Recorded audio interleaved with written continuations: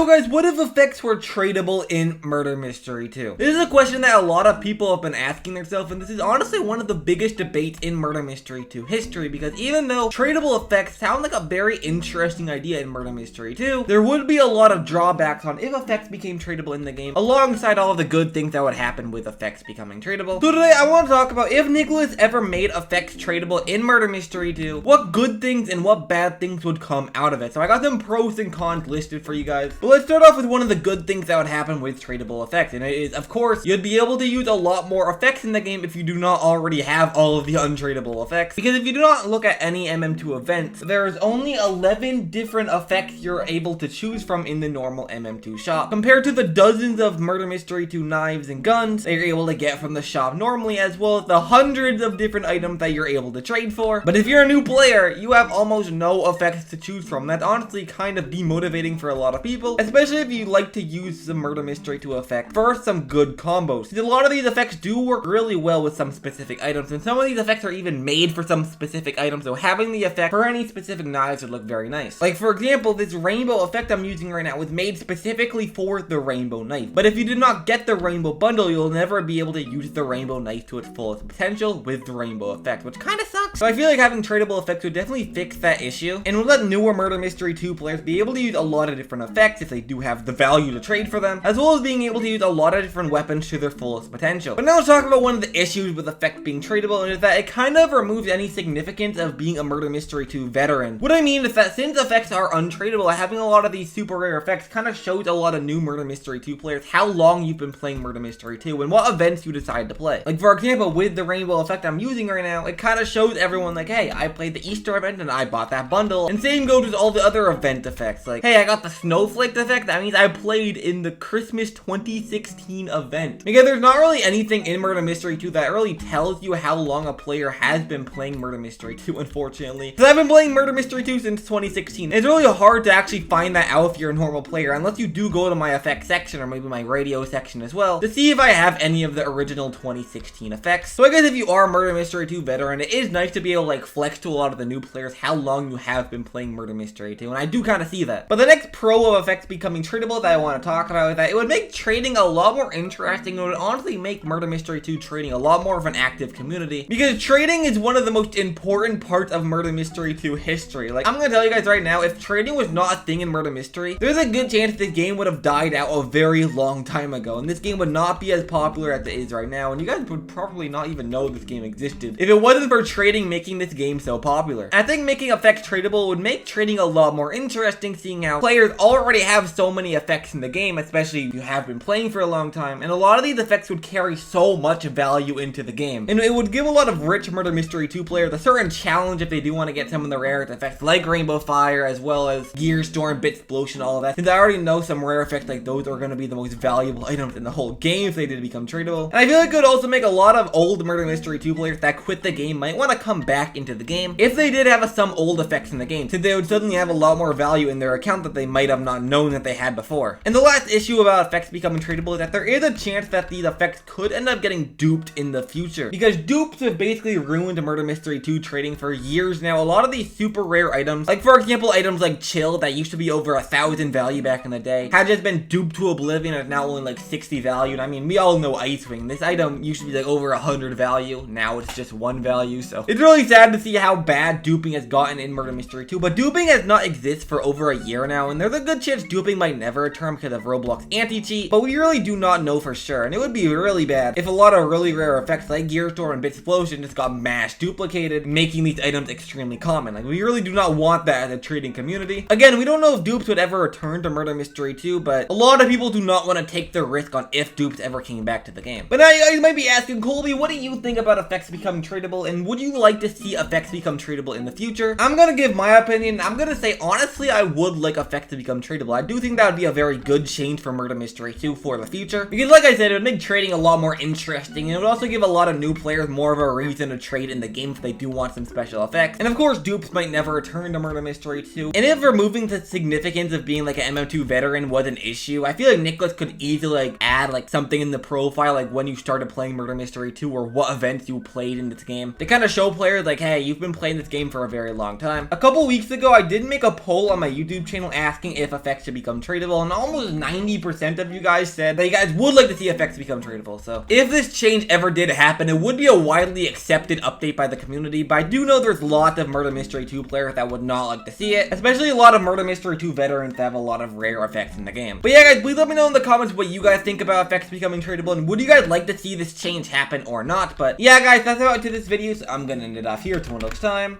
goodbye!